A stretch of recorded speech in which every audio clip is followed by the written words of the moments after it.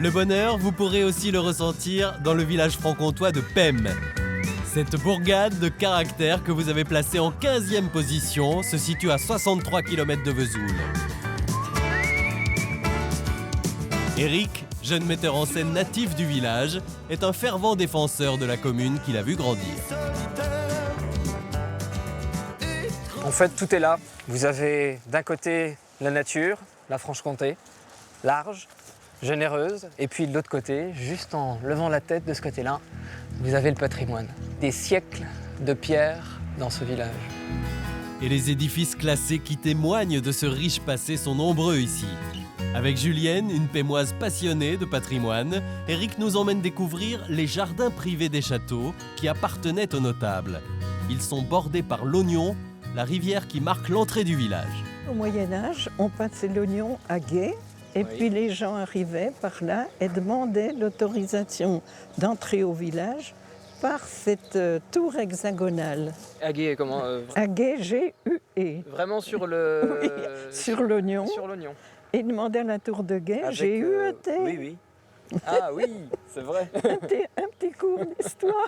Et c'est par l'autre porte qui a été conservée que les habitants défilent aujourd'hui dans le village pour fêter la cavalcade, un événement incontournable ici. Ils sont bien bougés, oui, tout le monde a suivi, ouais. Mais c'est génial, ouais. En ce jour de fête, petits et grands se sont rassemblés pour nous faire découvrir une autre facette de leur commune.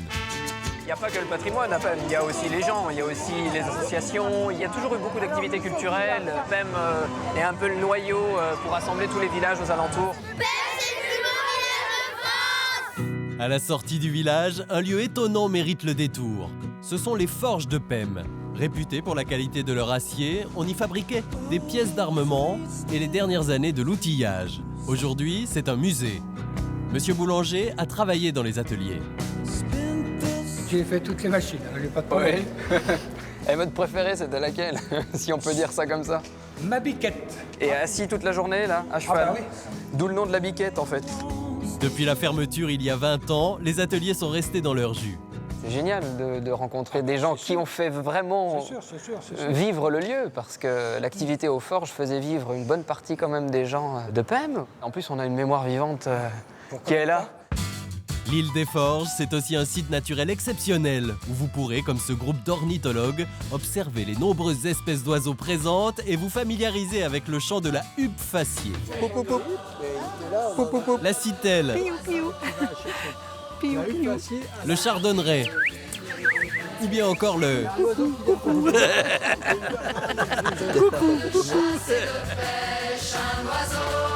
Mais le sport local à Pem, c'est la pêche qui se pratique sur l'Ognon.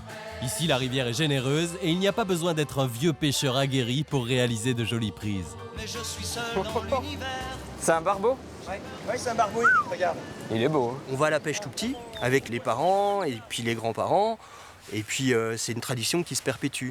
Donc c'est une activité rurale, une activité champêtre qui est complètement en phase avec le cadre du village. Retour au cœur de la cité franc-comtoise où nous retrouvons maintenant Robert le boulanger.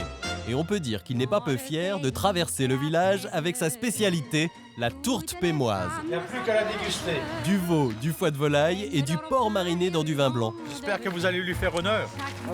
Dégustation avec des habitants du village sur les remparts où le point de vue est idéal et l'emplacement propice à la convivialité. Même quand on n'est pas né ici, on devient vite pémois.